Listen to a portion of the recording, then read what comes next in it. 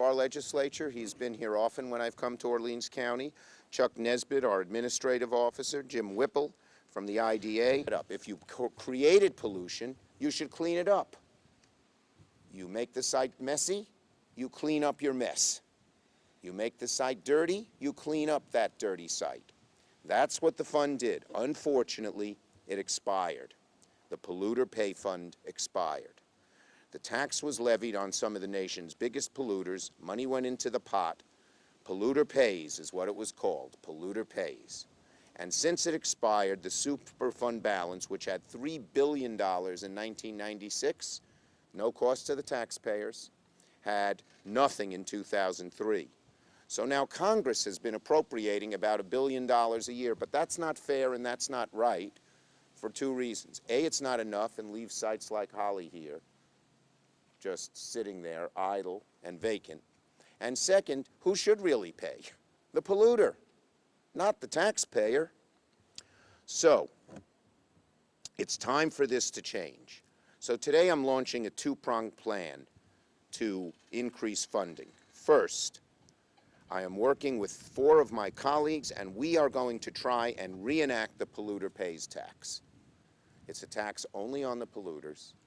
It would go only to clean up their sites, so it's a dedicated fund, and it makes sense. It makes the taxpayers not pay for it.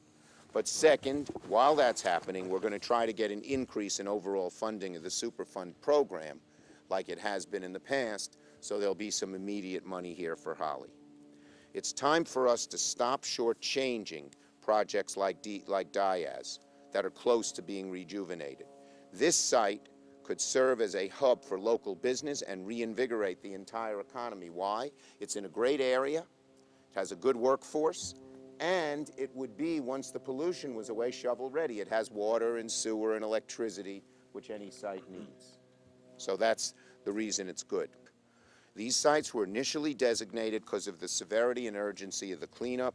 That initial intent is true today, but 10 years later, we don't have the money because the polluter pays legislation has failed.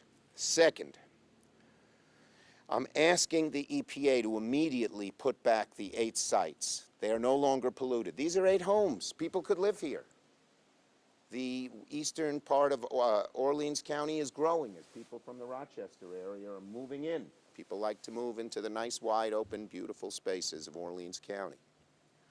So these 8 homes could be back on sale. They could be back on the tax rolls. EPA is twiddling its thumbs there. On that one, I blame EPA.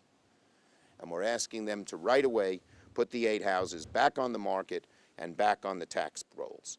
That would help all the taxpayers of Holley have a bit bigger tax base and take a burden off their shoulders and get homes that are abandoned, new and filled with people and kids, and get things going again. You bet. And I think that with help and assistance that he's going to provide for us, we will survive. We'll make it. We're not going to give up.